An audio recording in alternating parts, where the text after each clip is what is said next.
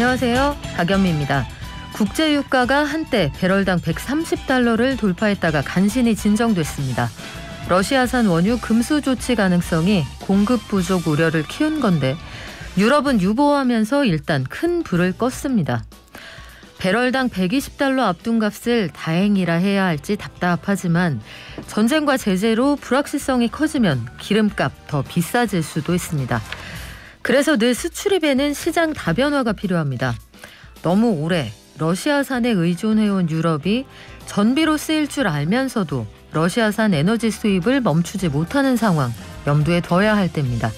3월 8일 화요일 여러분은 지금 삶을 발전시킬 경제발전소를 듣고 계십니다.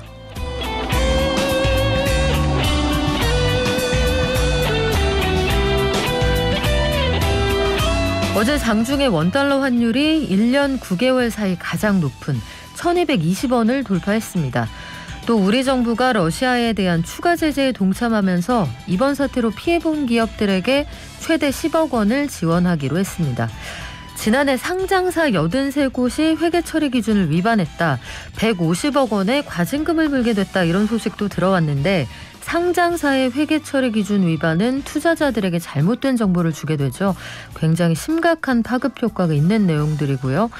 국세청이 울진과 강릉 등 산불 피해 지역의 세금 납부 기한을 최대 9개월까지 뒤로 미뤄준다고 합니다. 오늘 부동산 시장도 한번 정리해 볼 텐데요. 양극화가 심하다고 하네요.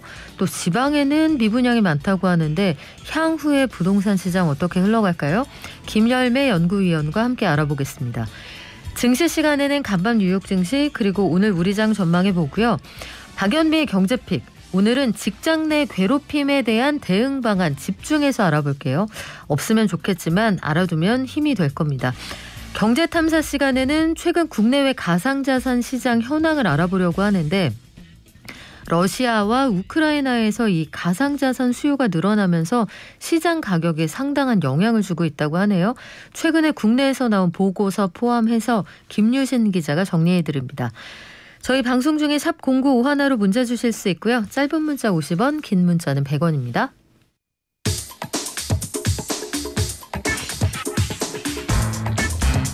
매일 아침 쏟아지는 경제 뉴스 10분만 투자하면 충분히 따라잡을 수 있습니다. 10분 경제 한겨레 신문 이지혜 기자가 정리합니다.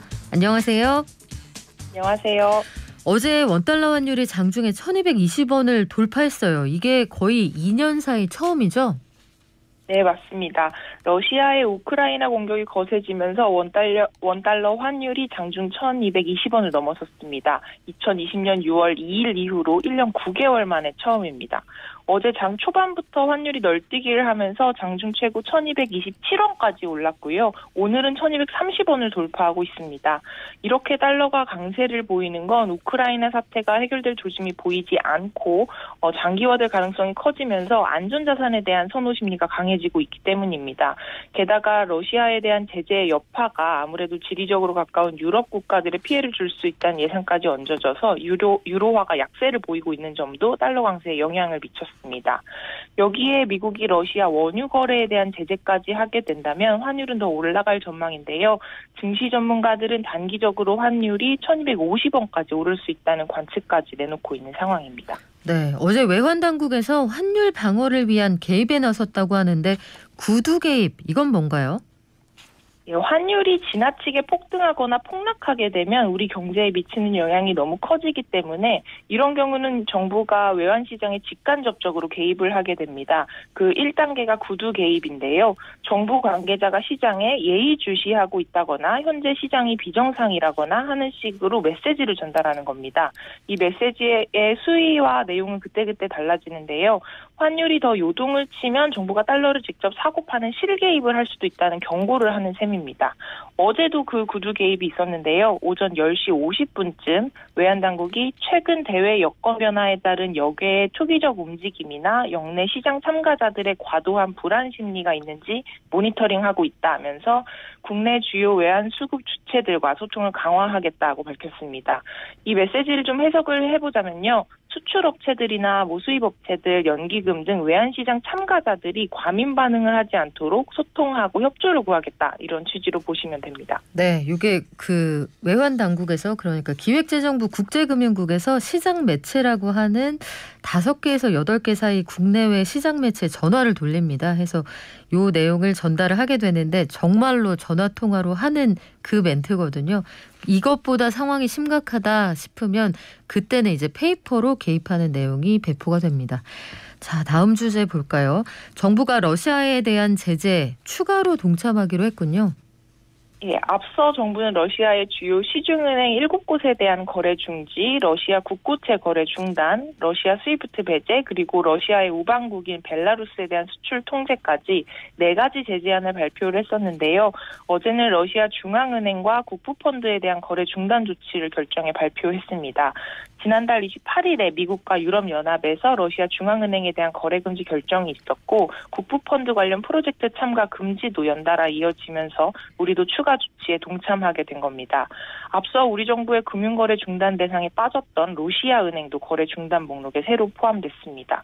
이로써 우리 정부는 러시아의 총 11개 기관과 자회사와 거래를 중단하게 됐습니다. 우리 기업들 중에는 이 러시아에 대한 추가 제재 동참으로 좀 피해를 보는 회사들도 있을 수가 있을 것 같은데 정부가 지원책을 내놨죠?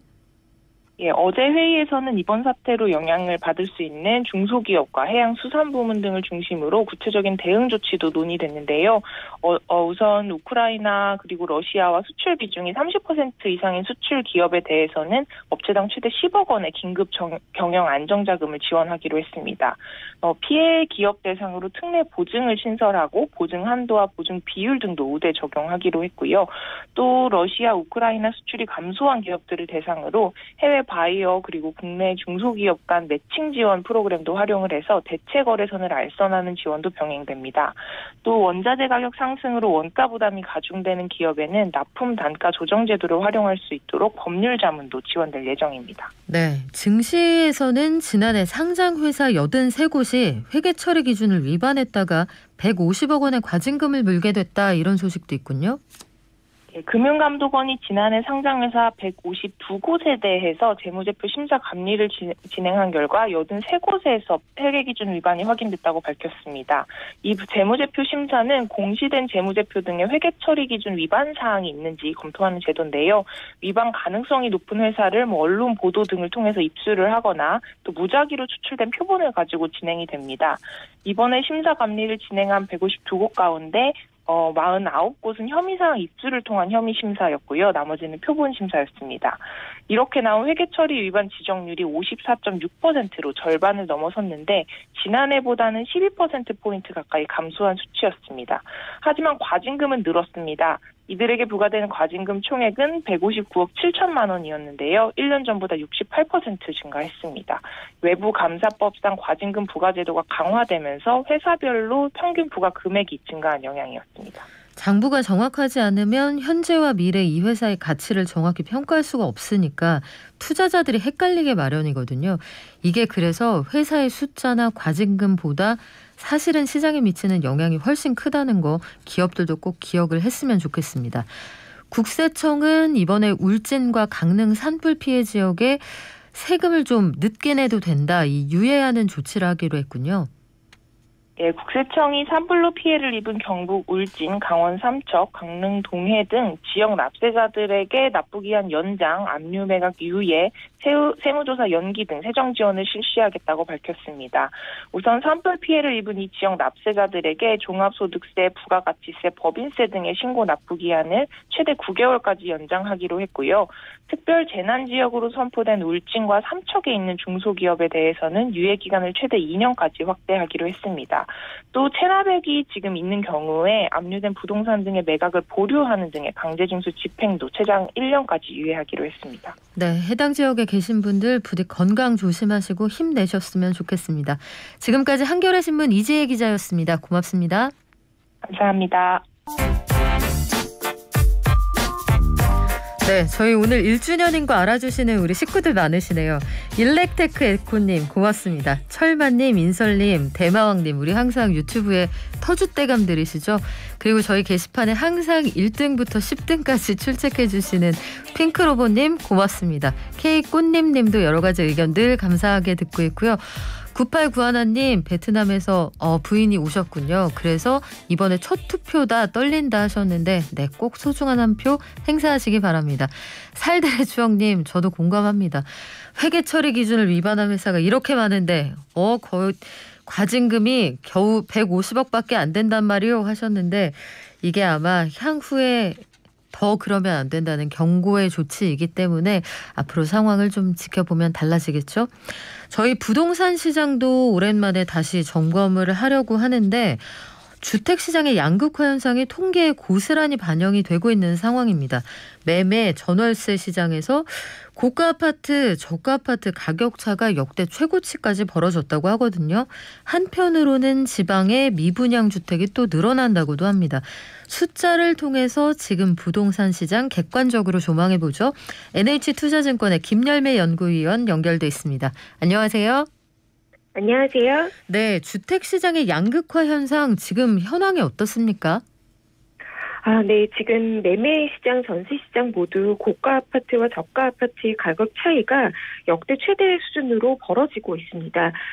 현 정부 출범 초기만 해도 평균 가격과 중위 가격의 차이가 별로 없었거든요. 그런데 최근에는 이것이 굉장히 벌어지면서 고가 시장이 워낙에 가격이 올라가니까 평균 가격이 중위 가격보다 훨씬 높아지는 현상이 나타나고 있습니다.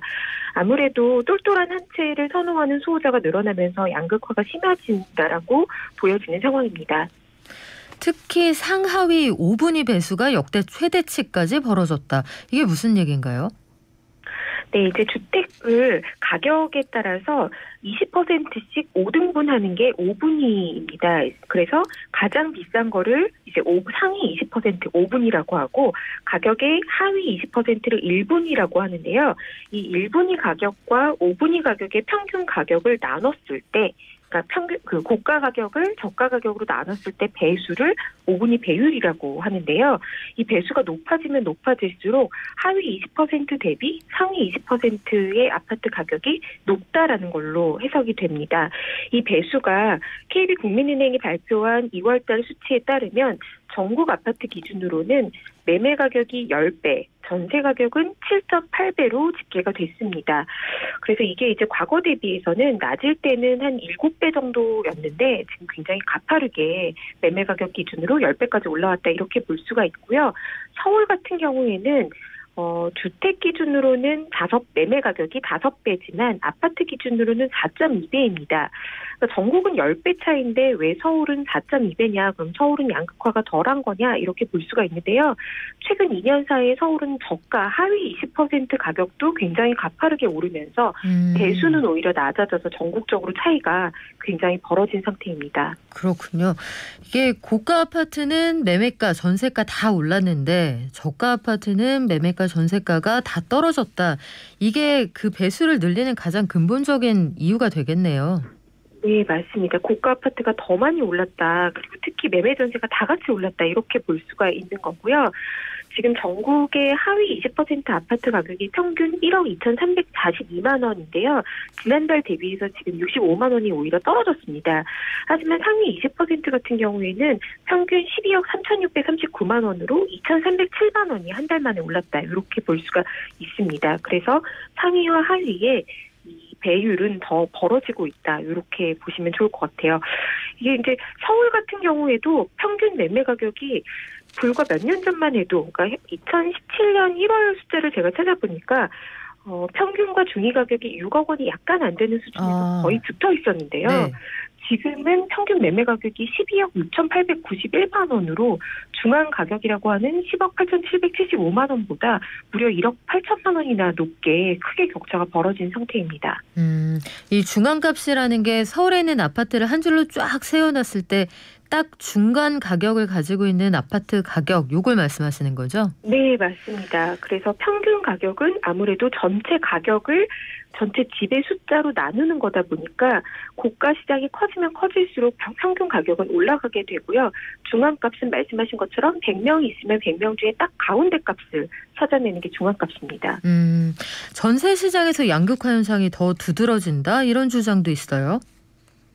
네, 전세 시장이 최근에 가격 격차가 지역별로 더 벌어지면서 평균 가격은 올라가는데 중위 가격은 내려가는 현상이 지금 5개월째 나타나고 있습니다. 서울 아파트 평균 전세 가격이 지난달 기준으로 6억 7,257만 원이었고요. 중앙값보다 6천만 원 이상이 높았습니다.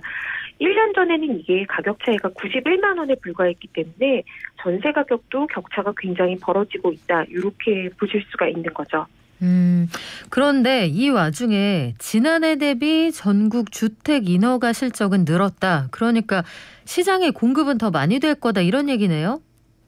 네, 맞습니다. 인허가 착공 모두 지표가 지난해 대비해서 늘었습니다. 하지만 사실은 1월 달은 계절적 비수기이기 때문에 1월 한 달 수치만 지금 발표가 된 거거든요. 2월 28일자로 국토부가 한 달씩 늦게 이제 숫자가 나오게 되는데요. 1월 한 달만으로 판단하기는 아직 좀 이르기는 하지만 그래도 주택 인허가 실적은 전년 1월과 비교했을 때 전국적으로 51.3%가 증가해서 그래도 올해는 좀 공급이 증가하지 않을까, 이렇게 보고 있고요. 다만 조금 아쉬운 점이라면 서울 같은 경우에는 지금 전년 동기 대비해서 40.6% 증가는 했지만 과거 5년 평균 대비해서는 24.1% 감소이고, 반면에 지방 같은 경우는 과거 5년 평균 대비로서도 54.8% 증가, 전년 동기 대비해서는 74.4% 증가하면서 인허가도 역시 서울과 수도권보다는 지방에 좀 더 많은 공급이 이뤄지고 있는 상태입니다.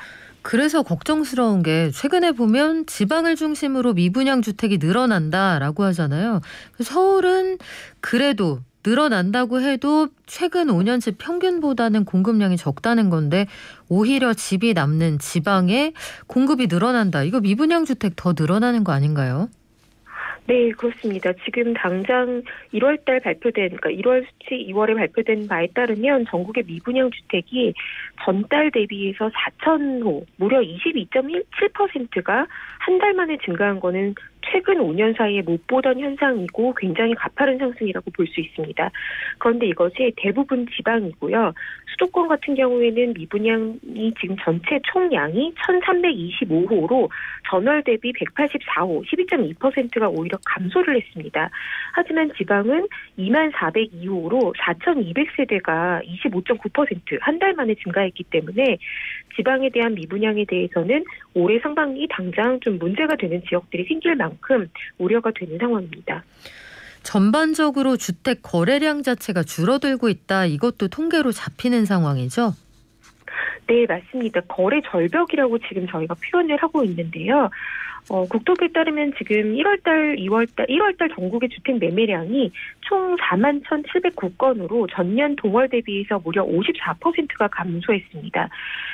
전월비로도 22.4% 감소고요. 매우 가파르게 주택 매매량이 떨어지게 된 건데요. 그 배경에는 아무래도 대출 규제 강화가 있었던 걸로 보여지고 신용대출 규제와 DSR의 강화된 규제 적용이 연초부터 적용되면서 주택 매매 시장이 전체적으로 거래 절벽으로 가고 있는 것 같습니다. 특히 서울 같은 경우에는 지방보다도 거래가 더 많이 감소했고요. 지금 서울 같은 경우는 전년 동기 대비해서 60.6%, 수도권 전체적으로는 65.6%가 감소해서 이대로 가게 되면은 상반기 거래 절벽은 그 어느 때보다도 좀 심하다라고 할 만큼 감소 추세입니다.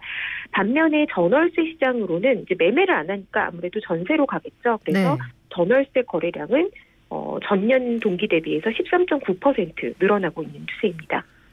그러면 주택 거래량은 줄고 전월세로 대기하는 사람들이 늘어난다. 대선 이후에 주택 정책에 대한 변화가 있을 텐데 앞으로는 시장이 어떻게 흘러가게 될까요?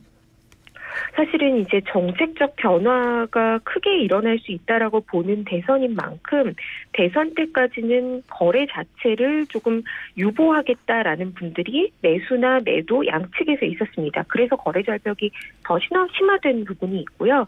그래서 내일 대선이 지나가고 나면 시장은 지금보다는 조금 더 거래가 일어날 가능성은 있다고 보는데요.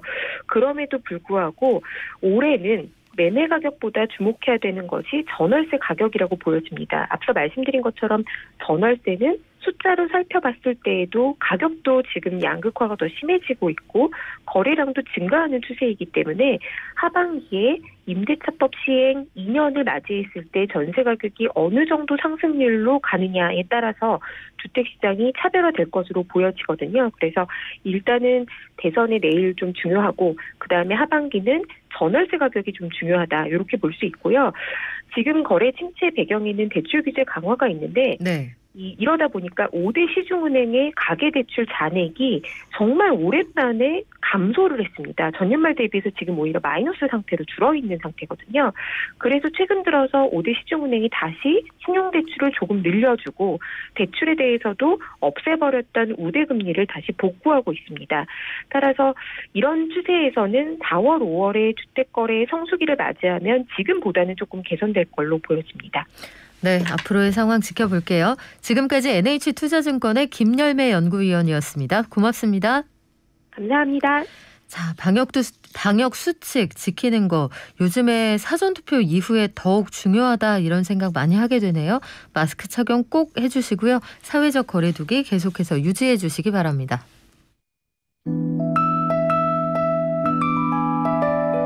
개미 한 마리, 개미 두 마리, 개미 세 마리가 사과를 들고 하나. 간밤 뉴욕 증시 그리고 오늘 우리 증시 전망해 볼게요. 키움증권의 한지영 연구원 연결돼 있습니다. 안녕하세요.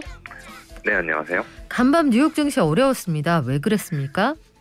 네, 정말 그 변동성 자체도 굉장히 크면서 난이도도 높은 하루였는데 장 개시 직후만 해도 우크라이나랑 러시아 간 3차 협상 기대감으로 잠깐 상승 반전을 시도했는데 이후에 양국 간에 별다른 결과를 내지 못한 채 원자재와 농산물 이 두 개의 상품발 인플레이션 급등 우려가 경기 침체 리스크까지 자극을 하면서 미국 증시는 끝내 2% 넘는 급락세로 마감했습니다.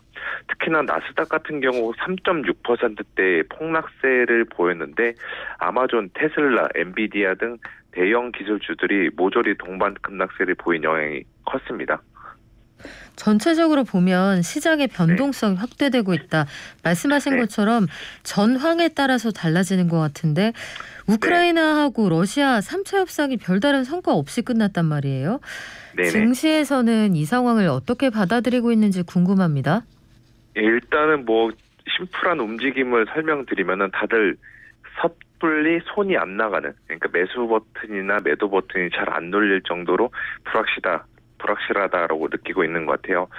지금 보시면은 우크라이나 사태가 저희가 예상했던 것보다 장기화되고 있는 가운데 또 서방 국가들의 러시아산 원유 수입 금지 조치 가능성 그리고 그에 따른 스태그플레이션 우려까지 점철이 되면서 시장 불안을 자극하고 있는 게 현재 상황입니다.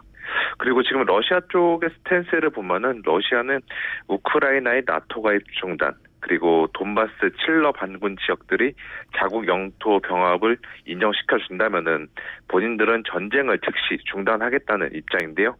반면에 우크라이나 측은 이를 거부하면서 오히려 우리들은 나토에 조기 가입하겠다라는 것을 추진하고 있지만 지금 EU랑 나토 가입 절차를 고려시 수년의 시간이 소요될 것으로 전망이 되고 있습니다. 그래서 저희 이제 시장에서는 좀 예상을 하고 있는 바는 양국 모두 지금 시간이 지날수록 전쟁 피해가 점증하고 있음을 감안시 현재처럼 평행선을 지속적으로 달리기는 어려울 것으로 보고 있고요. 이르면은 오늘 이제 개최 예정인 4차 협상을 포함한 잇따른 후속 협상을 통해서 일정 부분 조건부 타협을 도출해야 될 것이라는 점이 지금 시장이 어느 정도 중론으로 형성되어 있지 않나라고 생각하고 있습니다. 사람들이 지금 제일 걱정하는 게 사실은 네. 경기가 제대로 살아나지 않은 상황에 물가만 오르는 거 아니냐. 이 대표적으로 네. 유가 같은 게 걱정되잖아요. 네. 여기에 대해서는 어떻게 보시나요?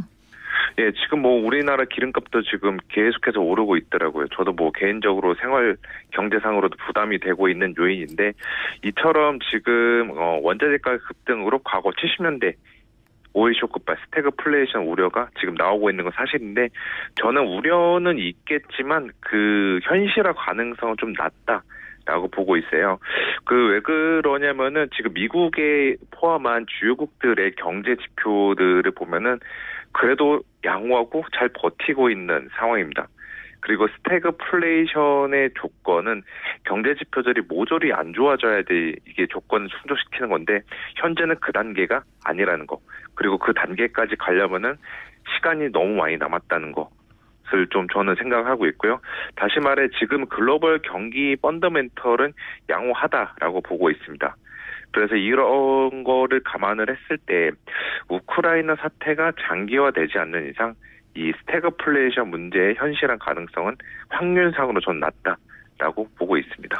말씀하신 것처럼 우리 수출 지표 괜찮고요. 주요국들의 네. 성장세 보면 미국도 지금 고용이 거의 완전 고용 상태인 거잖아요. 맞습니다. 네. 말씀하신 것처럼 그런 내용들 보면 단기적인 변수는 있지만 지나치게 네. 호들갑을 떠는 일각의 주장 혹은 보도는 좀 가려서 들을 필요도 있는 시점 같고요. 저도 그걸 되게 강조하고 싶습니다. 맞습니다. 자, 오늘 우리 증시는 어떻게 출발했습니까?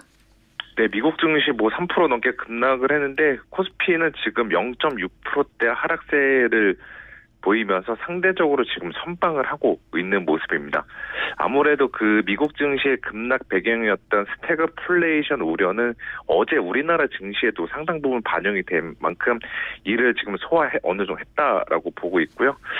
그래서 뭐 오늘 장중에도 이제 우크라이나 관련된 뉴스 플로우에 따라서 상황이 수시로 변하면서 변동성 자체는 계속 있겠지만 지수의 하단 자체는 저는 좀 견고하게 지켜줄 것으로 생각을 하고 있습니다.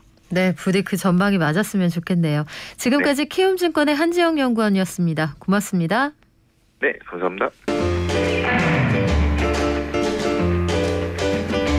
네, 세상 사람들이 모두가 천사라면 날개는 필요 없겠죠. 하지만 꼭 그렇진 않습니다. 저도 회사를 한 20년 다녀보니 천사만 다니는 건 아니라는 걸 알게 되는 순간들이 있더라고요. 차별도 있고 가끔은 속상한 일, 억울한 일, 또 하기 싫은 회식을 하는 경우도 있을 겁니다. 저는 뭐 개인적으로 회식은 굉장히 좋아하는 회식 매니아였습니다만 그리고 이 뒤에서 얘기하는 것들, 그 누명 씌우는 것들 많고 상하, 이 직급에 따라서도 여러 가지 문제가 생길 수가 있어요. 이런 걸 총칭해서 우리가 부르는 말이 생겼죠. 직장 내 갑질입니다. 직장 내 을질이 있다 이런 주장하시는 분들도 계시는데 여하간 인간관계 때문에 근무하기가 어려운 환경이 조성되는 경우들이 있거든요. 2019년 7월 16일에 그래서 직장 내 괴롭힘 금지법이 시행이 됐지만 이게 산재로 인정되는 과정은 만만치가 않습니다. 없으면 좋지만 만약에 이런 상황이 된다면 어떻게 대응하면 좋을까요? 직장 내 괴롭힘에 대해서 오늘 집중 탐구해 보겠습니다.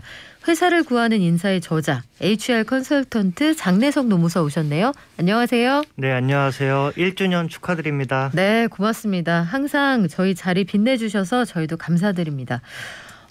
직장인들이라면 아마 이런 고민들 많이 해보셨을 텐데 지금이야 뭐 회식이라는 게 단어로만 존재합니다만 과거에 회식을 우리가 거하게 하던 시절이 있었잖아요.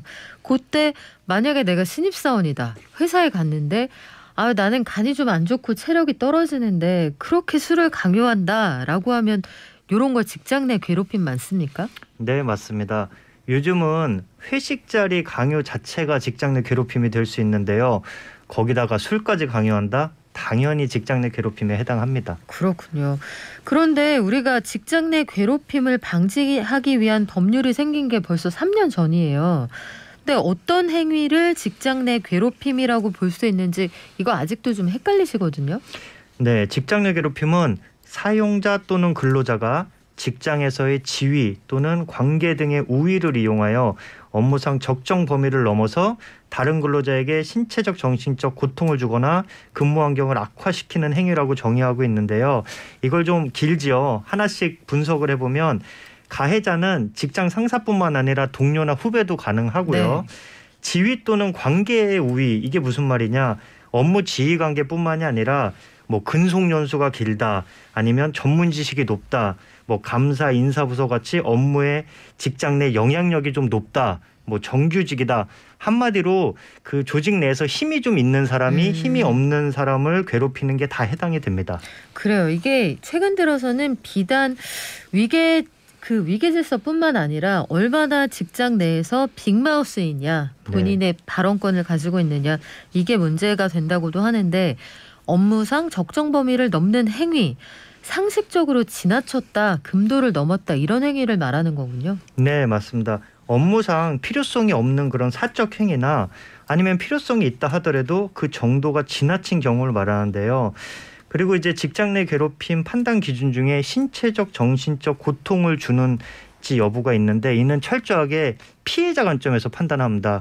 요즘 이런 말 많이 하죠. 가해자가 내 동생 같아서 그런 거예요. 내 아들 같아서. 그렇게 얘기를 했더라도 네. 피해자 입장에서 고통을 받았다면 그거는 괴롭힘으로 인정될 수 있습니다. 동생 같고 딸 같고 그거는 집에 가서 하시고요. 자, 피해자의 고통을 밝히는 게 관건인데, 최근에도 안타깝게 현대차의 디자이너가 업무상 과로, 직장 내 괴롭힘 등을 토로하다가 이제 안타까운 사건이 있었습니다. 실제로 그런데 우리가 이론적으로는 얘기를 하는데 사회에서 이걸 인정하고 받아들여 주느냐, 그게 문제가 아닐까요? 네, 맞습니다. 업무 과로와 스트레스를 이렇게 호소하다가 이제 극단적 선택까지 한 현대차 디자이너가 계신데요. 그 사측의 적절한 사과나 보상, 그다음 조직 운영 책임자에 대한 조치를 취해야 한다는 권고가 그 현대차 내부의 조직문화 개선위원회로부터 나왔습니다. 근데 문제는 위원회가 이 연구원이 과로나 직장 내 괴롭힘을 겪었을 것 같다라고 판단을 했지만, 이로 인해서 극단적 선택을 했다고는 단정 지을 수 없다고 봤습니다. 그래서 이제 금속노조 현대차 지부에서도 사측 추가 조사를 요구한다면서 단체 행동까지 예고한 상황입니다. 이런 사례들을 보면 실제로 얼마나 갑질 사례가 많을까 걱정스러운데, 괴롭힘 유형 중에 가장 많은 사례가 한 그 직장갑질 119 요 조사에서 보니까 부당지시라고 해요. 부당지시라는 게 기준이 있나요? 네. 그 직장갑질 119의 통계에 따르면요, 2021년 1월에서 11월까지 이메일로 접수된 괴롭힘 사례 중에서 부당 지시가 586건으로 가장 많았고요. 그 다음이 폭행, 폭언, 그리고 따돌림, 차별이 568건과 562건으로 비슷했습니다. 부당 지시는 이제 업무상 필요성이 없는 사적인 행위를 지시하거나 불법 행위를 지시하는 거, 아니면은 필요성이 있어도 그 행태가 폭언이나 욕설을 통해서 과도하게 지시하는 경우를 말하는데요. 예를 들어보면 최근에 삼성화재 자회사인 애니카 손해사정에서 10년 넘게 근무한 A씨가 업무상 스트레스로 산재 인정을 받았어요. 근데 어떻게 받았나 봤더니 영업사원이잖아요. 그러니까 성과 지표상 손해율을 낮추기 위해서 미결건, 그러니까 결제가 안 된 거죠. 네. 그거를 줄이라는 압박이 심했는데 그냥 팀장님이 미결건 좀 줄이세요, 이렇게 좋게 말하셨으면 되는데 뭐 장난하나, 욕 나오게 막 이런 식으로 그 폭언이 잦았고요. 또 고객들 몰래 미결건을 종결 처리하세요. 또는 200만 원 이상의 고액 미결건에 대해서는 정비 공장에 돈을 주고 종결 처리하라는 편법까지 지시해서 문제가 됐습니다. 이런 사례 외에도 아까 말한 회식이나 음주 강요 행위는 물론이고요. 연차를 못 쓰게 하는 거. 그리고 특별한 이유도 없는데, 일도 없는데 괜히 야근시키는 거, 이런 것도 다 부당한 업무 지시에 해당합니다. 연차 사용 못하게 하고 이런 거는 근로기준법도 위반 아니에요? 그렇죠. 당연합니다. 그래요. 이게 욕하고 사람을 다그쳐서 업무 성과가 나오면 모르겠지만, 물론 그래도 하면 안 되겠습니다만, 이런다고 업무 성과가 나오겠습니까?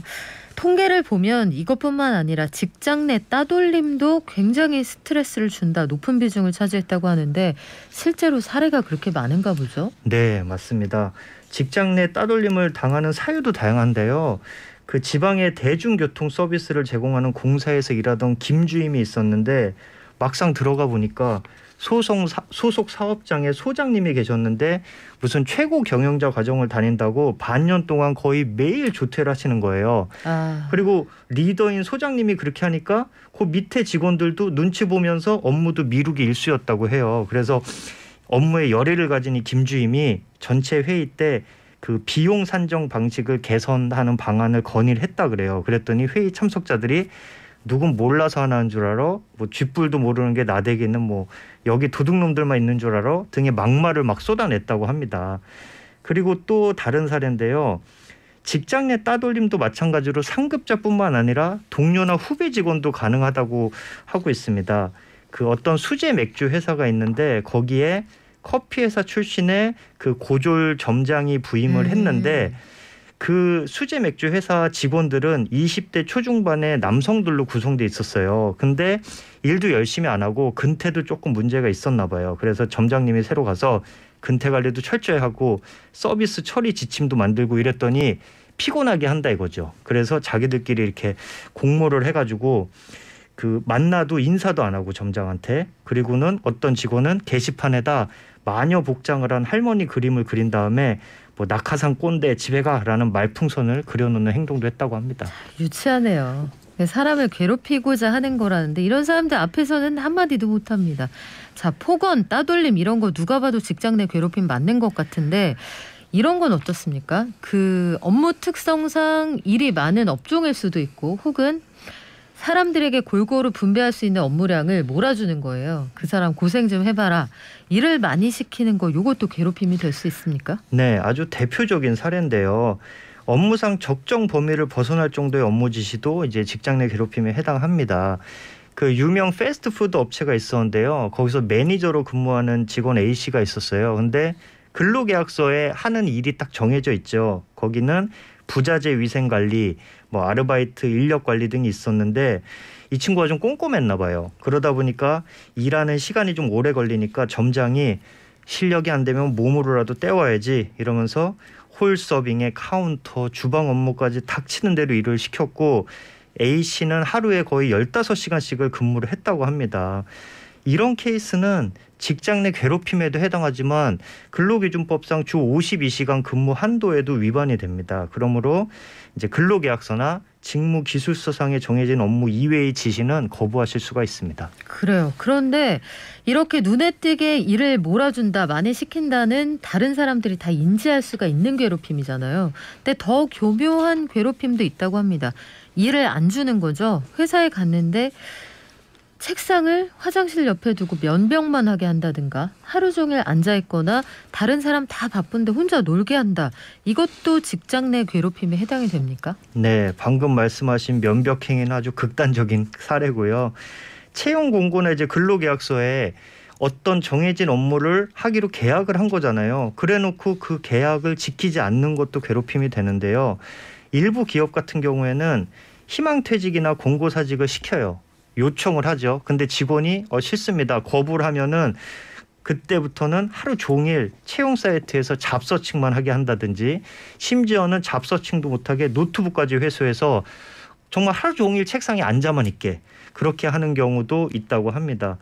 이건 좀 극단적인 사례고요. 이 정도는 아니더라도 피드백이 느리거나 업무를 잘 못한다고 이 일을 뺏어서 다른 직원한테 부여하는 경우도 있는데 이런 경우도 직장 내 괴롭힘이 될 수가 있습니다. 자, 이번에는 반대 사례예요. 업무가 분명히 주어지는데 말귀를 못 알아듣는 게 아니라 안 알아듣는 그런 직원들이 가끔 있습니다. 동료이건 선배이건 마찬가지일 텐데 이거를 눈에 보일 정도로 일은 안 하면서 또 공치사는 하면서 이런 동료들이 있단 말이에요.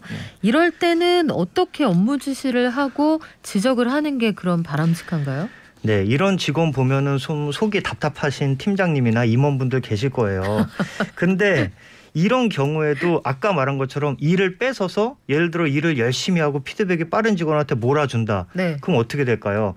나중에는 그렇게 열심히 일하고 피드백 빠른 직원한테 계속 일이 쏠려서 그 직원만 야근을 해요. 그렇죠. 그러고 나면 어떻게 되죠? 그 직원이 버티다 못해서 이직을 합니다. 안 되는데. 그럼 그 조직 안에는 아까 말한 그런 일 느리고 안 하는 직원만 남게 되는 조직이 되는 거예요. 그래서 업무는 똑같이 주되 왜 이 친구가 이렇게 일을 열심히 안 하는지를 분석을 해야 되는데 보통 3가지 원인이 있습니다. 첫째는 일이 적성이 안 맞는 거예요. 나는 정말 소극적이고 내 분석적으로 일하는 거 좋아하는데 영업일을 계속 시키는 거예요. 그건 안 맞습니다. 네. 네. 그럴 때는 다른 직무를 부여한다든지 그런 방법을 찾아봐야 되고요. 아니면은 일이 어려워서 못하는 거예요. 그거는 신입사원한테 그 인수인계도 제대로 안 해주고 일을 막 시키는 거죠. 그럴 때는 사내외 직무 교육이나 멘토링 같은 거를 활용해서 가르쳐 줘야죠. 그리고 이제 마지막으로 정말 개인이 의지가 없어서 안 하는 경우 네. 이때는 이제 인사평가라든지 그런 걸 통해서 페널티를 부여해서 동기부여를 해야 한다고 생각합니다. 그래요. 이게 사실 교과서적인 대응 방식인데 이 페널티를 부여할 때까지 시간이 많이 걸려서 이게 어떻게 될지 좀 고민이 되기도 합니다. 그런데요. 직장 내 괴롭힘의 사례를 우리가 다양하게 살펴봤거든요. 문제는 내가 괴롭힘을 당하는 것 같다. 혹은 가까운 동료가 그런 상황을 내가 목격했다 했을 때 어떻게 대응하느냐잖아요. 이때는 어떻게 대응을 해야 되는 건가요? 네. 내가 괴롭힘을 당했다. 그럴 때는 그 사용자는 기본적으로 즉시 이를 조사하고 피해자 보호를 위해서 근무 장소 변경이나 행위자 징계 등의 조치를 취해야 될 의무가 있습니다. 그러니까 인사팀이 됐던 회사에 됐던 거기다가 이제 신고를 해야죠. 내가 할 수도 있고 내가 직접 하기 부담스러우면 동료한테 얘기해서 제3자가 신고를 해줄 수도 있습니다. 그리고 이렇게 됐을 때 불안할 수 있어요. 내가 괜히 우리 팀장을 일러 바쳐서 네. 내가 조직 내 왕따가 되는 거 아니야? 하지만 이렇게 조사 과정에서 알게 된 비밀을 피해 근로자의 의사에 반해서 다른 사람에게 누설하지 못하게 돼 있기 때문에 그런 걱정은 안 하셔도 됩니다. 그런데 이게 회사에 결국은 인사팀이나 총무팀이 이 업무를 처리하게 되는 거잖아요. 회사에다가 회사에 문제가 있다고 했을 때 오히려 불이익만 당하는 건 아닌가요? 그럴 수도 있는데요. 보통은 그 회사에다 제기를 하는 경우도 있지만 아니면 노동부에 제기할 수도 있습니다. 그러면은 노동부에서 회사한테 조사 결과를 내라고 하는 경우도 있고 노무사나 변호사 같은 외부 전문가를 통해서 조사를 할 수도 있기 때문에 다양하게 신청을 할 수가 있습니다. 그래요. 이게 다른 건 그때그때 상황에 따라 다를 테니 일괄적으로 말씀드리기 어렵습니다만 내가 감당하기 힘들 정도의 업무가 주어진다 그러면 참는 게 능사는 아닙니다. 그건 분명한 것 같아요. 네, 맞습니다. 네, 그리고 누군가에게 토로하시고 상황을 기록하시고 이런 작업도 필요할 텐데 우리가 다 행복하게 살려고 일하는 거잖아요. 너무 힘든 상황에서는 본인을 스스로 건져주는 것도 하나의 방법이라는 점 너무 아는 척했나요? 지금까지 HR 컨설턴트 장내석 노무사였습니다. 오늘 말씀 고맙습니다. 감사합니다. 돈이 굴러가는 기본적인 흐름. 잘 먹고 잘 사는 게 주식 관련해서 가짜 정보가 많더라고요. 용어라든지 이런 게 너무 어려우니까 잘 모르는 사람들도 쉽게 접할 수 있는 서민들 정책을 많이 좀 알려줬으면 좋겠습니다. 경제를 이해하는 똑똑한 습관. 경제발전소 박연미입니다.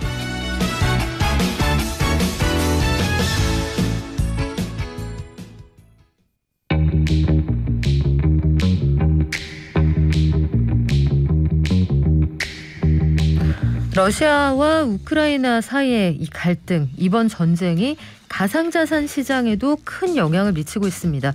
일단 러시아는 루블화 가치가 폭락하면서 이 가상화폐로 해지하려는 부자들이 많다고 하고요.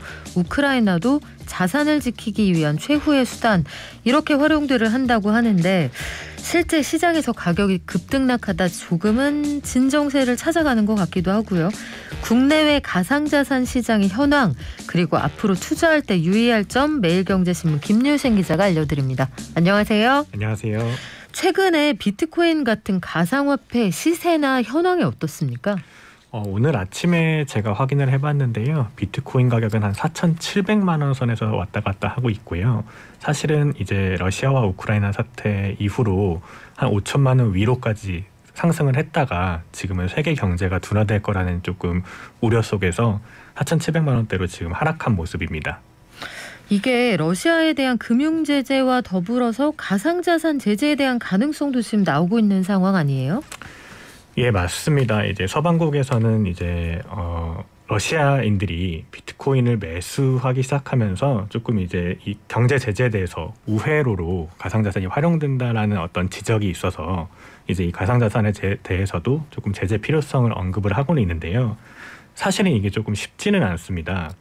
가상자산 거래소들이 러시아 IP를 조금 차단해서 이제 제재에 동참하겠다 이런 의사도 밝히기도 하는데 개인 지갑을 활용해서 이제 가상자산을 매수를 할 수도 있고요. 또는 VPN 같은 이제 다른 우회 통로를 통해서도 언제든지 접근을 할 수 있어갖고 사실 좀 실효성은 약간 떨어질 수 있다는 지적이 나오고 있습니다. 그렇군요. 우크라이나의 가상자산을 활용한 후원이 끊이지 않는다. 이거 국내에도 후원하셨다는 분들 인증샷 많이 올라오거든요. 실제로 얼마나 됩니까? 가상자산 분석업체 엠릭틱에 따르면요. 이미 6천만 달러 이상 가상자산이 우크라이나에 기부됐다고 하는데요. 우크라이나 정부도 직접 지갑 주소를 공개하면서 지원을 요청을 하고 있습니다.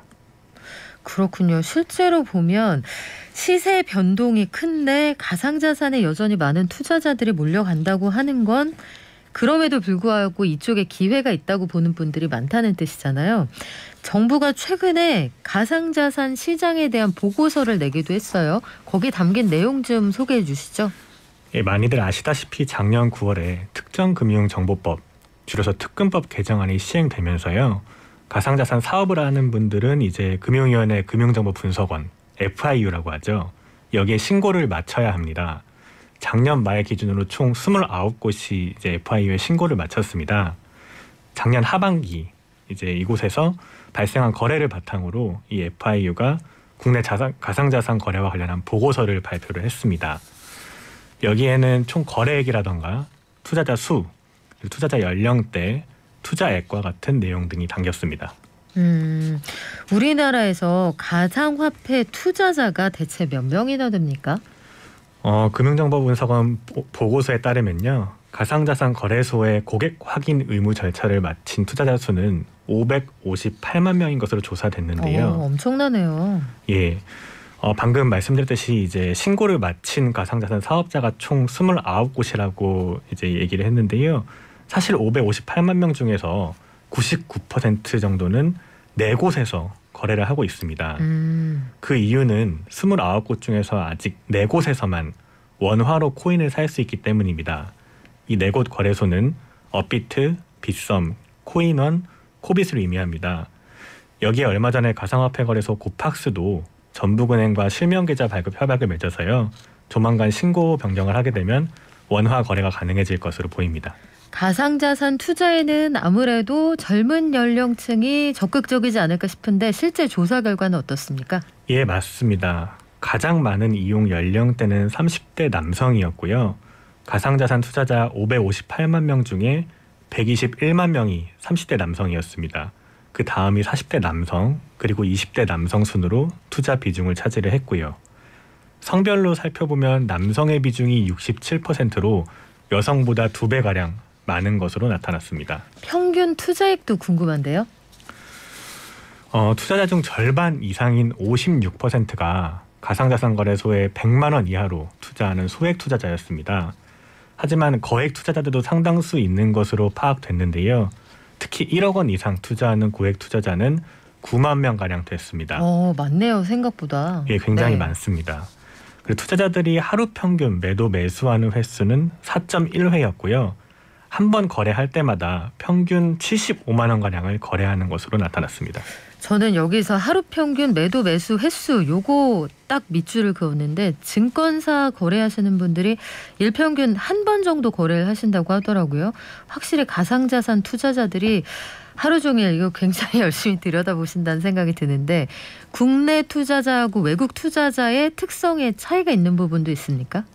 가상자산 잘 모르시는 분들 같은 경우에도 비트코인 그리고 이더리움 정도는 아마 들어보셨을 거예요.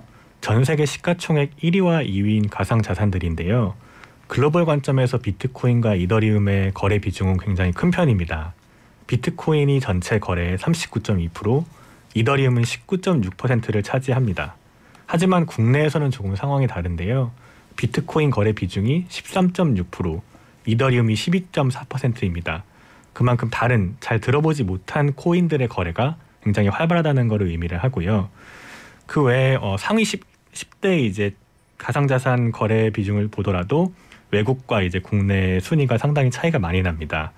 그래서 투자하시는 분들은 글로벌 가상자산 투자 흐름하고 국내 가상자산 투자 흐름이 조금 다르게 나타나고 있다는 점을 조금 염두에 두셔야 될 것 같습니다. 그래요. 우리는 알트코인 투자자들이 많더라고요. 비트코인이나 이더리움 단가가 비싸서이기도 한데 이런 것들도 소문에 반짝 떴다가 사라지는 것들도 제법 많습니다. IPO 과정, 그러니까 코인이 시장에 등장하는 과정이 딱히 걸러주는 필터가 없다는 거, 이것도 좀 들여다보셔야 될 부분인데, 가상자산은 변동성이 크니까 아무래도 좀 위험하죠. 예, 여기 보고서에 이 변동성이 얼마나 되는지도 한번 나타났는데요. 작년 하반기 동안 국내에서 유통된 가상자산이 최고점에서 최저점으로 떨어진 하락률이 65%에 달했습니다. 이 얘기가 어떤 얘기냐면요. 최고 100원에서 35원까지 떨어지는 하락률을 나타냈다는 것입니다. 네. 주식시장과 비교해보면 4.4배에 달하는 변동성입니다. 일단 일반 투자자들이 가상화폐 시장에 투자를 해보셨다 하는 분들이 지금 500만 명이 넘었다고는 하지만 아마 하시는 분들이 계속 하시지 않을까 싶어요. 558만 명이면 서울 인구가 지금 1000만이 좀 안 되니까 서울 인구의 약 절반 이상이 한다는 거면 굉장히 많은 숫자이기는 하거든요. 근데 특정 계층에 몰려 있어서 일반인들이 나 이제라도 들어가 볼까 하는 분들은 좀 조심할 게 많을 것 같은데 어떤 것들 주의하면 좋을까요? 사실 이제 비트코인 투자가 활발해졌을 때가 주변에서 나 비트코인을 얼마 벌었다 이런 얘기들이 들리기 시작할 때 많이들 참여를 하시잖아요. 그렇죠. 그런데 이런 말만 듣고 함부로 투자에 나섰다가 큰 손실을 보실 수 있습니다. 이유는 아까 말씀드렸듯이 변동성이 워낙 크기 때문입니다. 이외에도 투자자분들께서 조금 유의하셔야 될 점 몇 가지를 제가 갖고 왔는데요. 서두에서 말씀드렸듯이 국내에서 가상자산 사업을 하려면은 FIU에 신고를 마쳐야 합니다. 작년 말까지 29곳이 신고를 마쳤고 원화로 코인을 구매할 수 있는 곳은 아직까지는 4곳입니다. 네. 조만간 한 곳이 더 추가될 예정이고요. 정부에 신고하지 않고 가상자산 사업을 하는 곳은 불법적으로 영업을 하고 있다고 판단이 되기 때문에 투자자 보호도 받지 못할 가능성이 높습니다. 이 점 꼭 기억하셨으면 좋겠고요. 추가로 국내에서 유통되는 가상자산 수가 총 623종인데요. 이 중에 65%가 특정 한 거래소에서만 이제 거래가 되는 단독 상장 가상자산입니다. 전 세계적으로 이렇게 유통되는 가상자산이 네. 아니라 한 곳 정도에서만 이렇게 유통되는 거기 때문에 조금 리스크가 높다는 점 꼭 명심하셔야 됩니다. 그래요. 이게 투자라는 게 결국은 내가 팔 때 누가 받아줘야 그래야 돈을 버는 거거든요. 내가 원하는 값에 이걸 받아줄 사람이 있는 시장인가 그런 코인인가 이걸 좀 지켜보셔야 됩니다. 지금까지 매일경제신문의 김유신 기자였고요. 고맙습니다. 감사합니다. 자, 우리 오늘 1주년이라고 축하해 주시는 메시지 많네요. 개나리 같다고 아까 20대 개나리 같습니다 해주셨는데 정확히 저의 마케팅 의도를 정확히 파악하셨습니다. 맞아요. 근데 저희 집에서는 그 모범 운전사 같다는 반응도 있었습니다. 또 오란 셔츠에 팔에 완장만 차면 되겠다 이런 반응도 있었는데 뭐 전 괜찮습니다. 1156님 누나 얼마에 물림? 저 가상화폐에 투자했다가 물렸냐고요. 전 물리고 그런 사람 아닙니다. 열심히 하고 있습니다. 자, 조급증 손절하면 다 잃습니다. 스카이달님 의견 완전 공감하고요. 저희 오늘 1주년이라서 노래 들려드리면서 저희 감사한 마음 전하며 그러면서 물러갈게요. 어반자카파의 서울의 밤 365일의 밤을 함께 해주셔서 고맙습니다. 아침에 만나지만 저녁부터 듣고 싶었던 거 맞죠? 장수하라고 해주셨는데 고맙습니다. 저희 전국 노래자랑만큼 오래 할게요. 고맙습니다. 내일 같은 시간에 올게요. 발전.